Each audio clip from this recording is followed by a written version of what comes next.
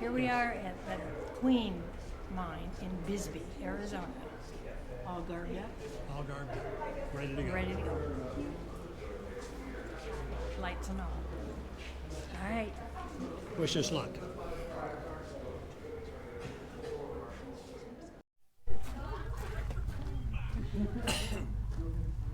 Benny, you have Benny? Yeah. Your driver's license is up to date, is that correct?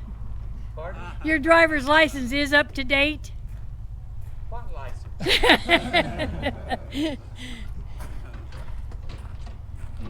All right, folks, now that I got you on this train, I want you to look up here. It says 1915. That's when you're going into this mine. When I bring you out of this mine, it's going to be 1975. I'm going to be younger. You're not coming back. Now, when you into this mine, it's original equipment. Sometimes it rocks and rolls a little bit.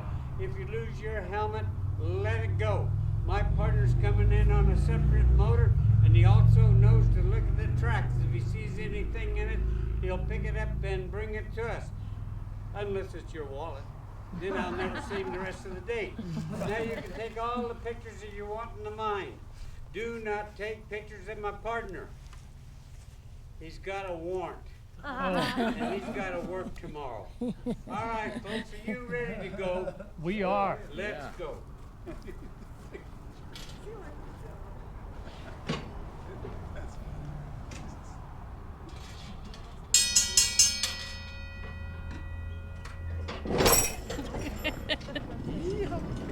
He does do it backwards.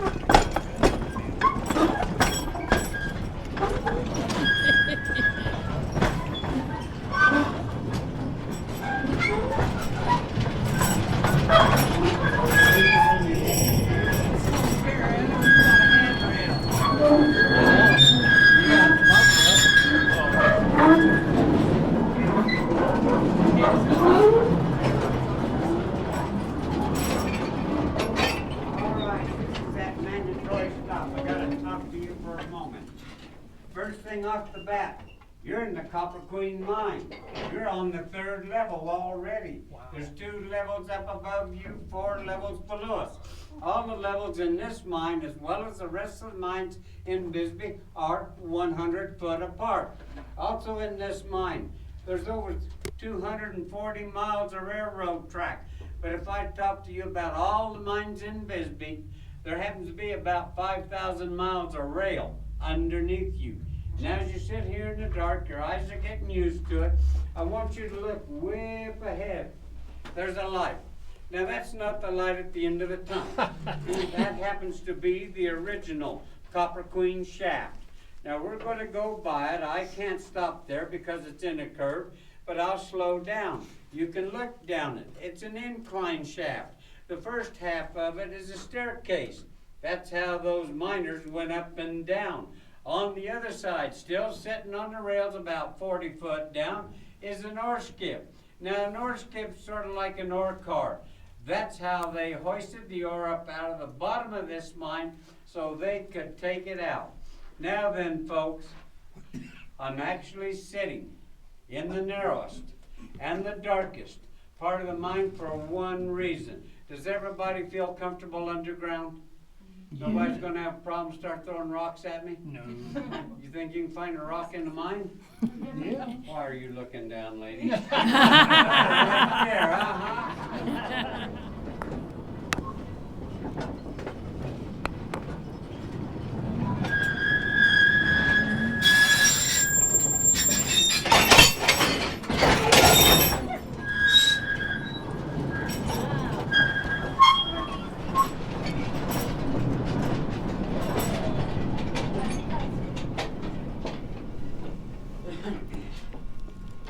All right, you're 700 feet from the front of the mine. 700 feet from the front of the mine. I want you to step off these cars to your left.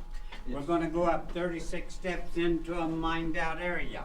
As you go up, if you need to use a handrail, please use it. You're also going to have some wind, but it'll go away when we hit the top. Well, come on up with me, folks.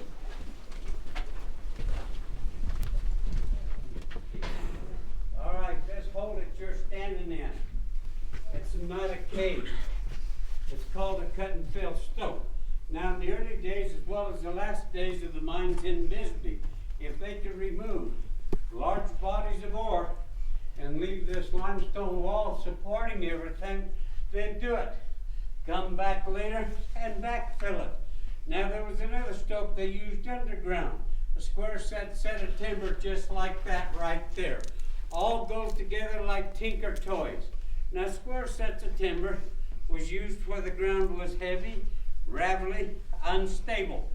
And all the timber that come underground to make a square set had to be Douglas, fir, or pine. Not the best wood in the world, best tattletale. Because if miners needed that timber and that ground started to move, that timber right there, a moan, groan, pop, snap, making all kinds of noise, and that miner had time to get out.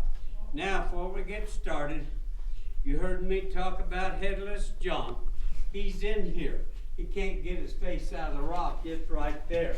He's going to be with me for a long time. Now, there's one thing you also need to know. The men that were working in here, 2 to a shift during 1915, didn't have these little lights. Every man was issued 3 candles a day. Now, what were they looking for in this mine? How about that blue-green rock right there? That happens to be malachite and azurite. That's about 25 to 35% pure copper.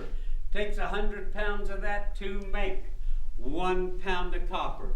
Now then, we know malachite and azurite makes beautiful jewelry. Guess what? I don't even like that specimen. See the guy I like in the this hole? one right here. Now that's malachite and azurite in the center. The gray rock all the way around is called galena lead, contains silver. Now you see that orange rock with the black in the middle? That's hematite. That's where the gold's at. There's a little bit of gold right there, not enough to make a ring, but hematite ore does carry gold. Now then, if you look at this wall, it's got these fuses in it. That's called a face. Everything in front of a miner is the face. The back is the back, the bottom is the floor, but the sides are called the ribs. And if we was to blast this and get what I wanted, I could take that square set of timber right here, twist it, and go right into that wall. Now that's the back holes, the breast holes, the 2 relievers, the skimmers, and the lifters. This right here, folks, is not a funny face. It's called a 5-hole burn. It's drilled in this hard rock for a reason. When this center hole goes off, it breaks to these 4 dummy holes. Now the idea of this is, since I'm wanting to move ahead 7 feet, is I've got to create a cavity right there, 7 feet deep. Then I'm going to blast 1 hole at a time. If I tried to blast them all at one time, folks, I wouldn't get a foot of that rock. That dynamite will blow right back out of them holes like a shotgun blast. Mine. Now then, this piece of equipment right there, that's a cage. That's a standard cage. 12 men can ride on that cage. Now this cage is run with a little electric motor and a hoist up above. Kind of goes up and down like a sick elevator. Now then, this car right here is called a K car. We use these at the Dallas mine. Dallas mine was a nasty, wet, caving-in mine. We was always having to shift the timber around. This big old car right here, it's called a KE car. Holds 3 tons of rock. This kind of car, when you came into our facility, I know you saw that trolley motor outside. That trolley motor on the main haulage run could pull 30 of these cars loaded at about 40 to 45 miles an hour. Now, when you saw him coming, you found your hole, you got in it, and you let him go. Folks, he doesn't have brakes. The only way he controls that motor is to reverse the polarity on that engine. This little car right here, it's called an H car. This is the kind of cars that I used in the crosscuts.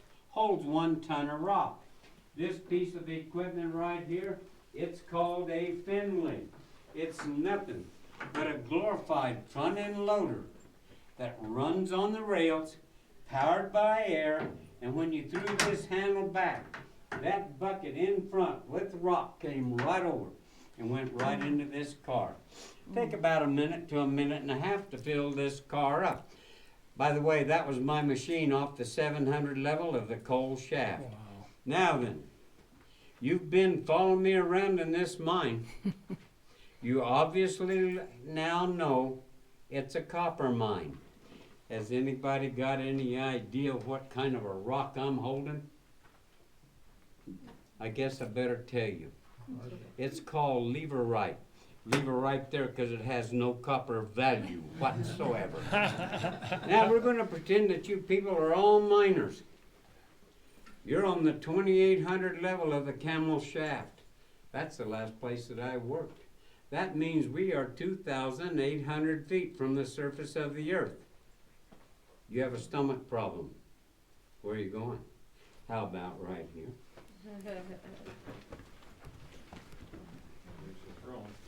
This is not a barbecue. Honey pot. Oh, the honey pot.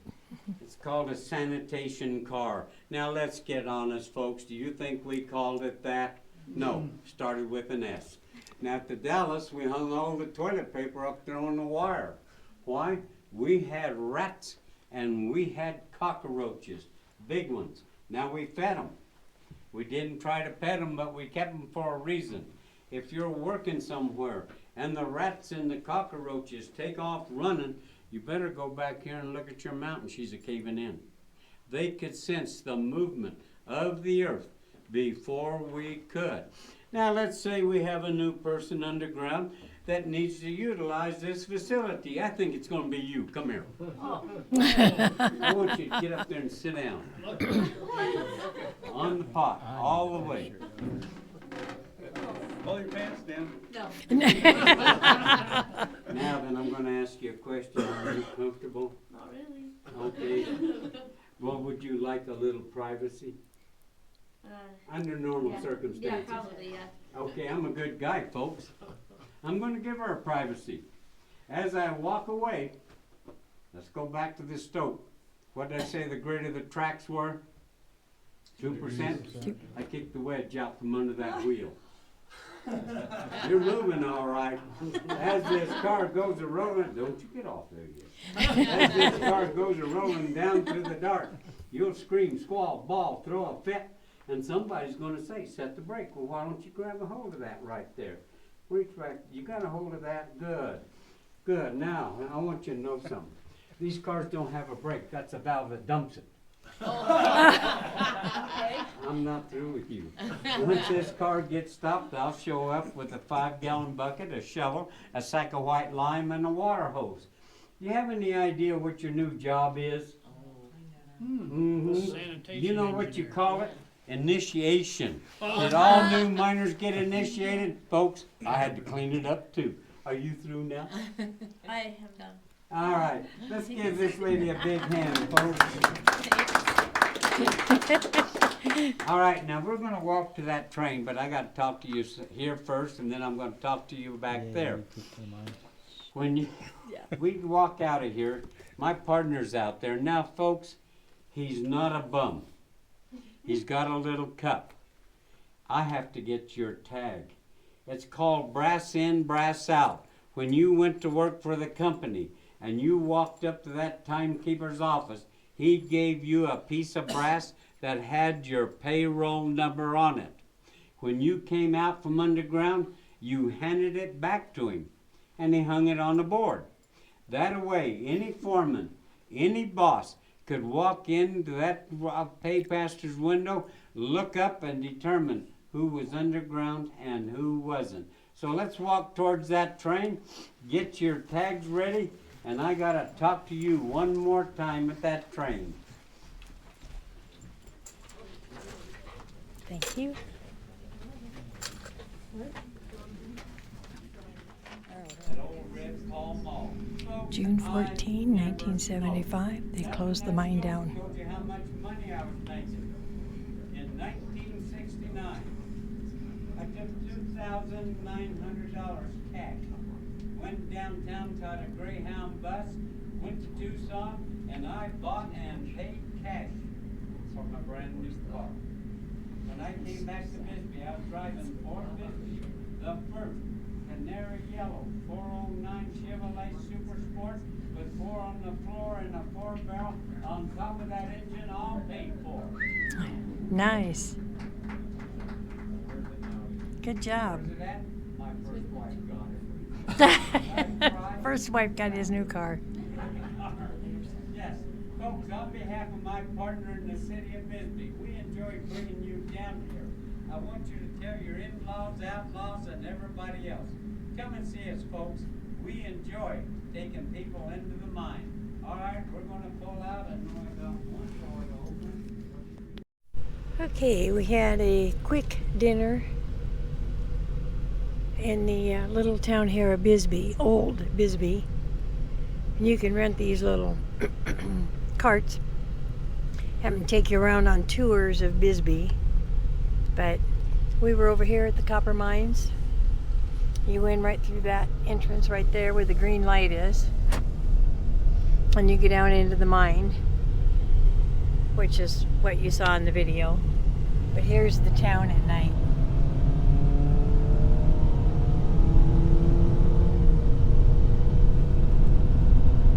Everybody's in the hillside.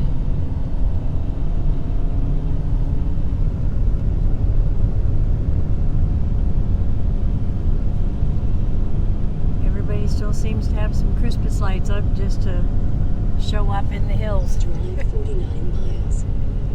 All right, we're headed back to the RV.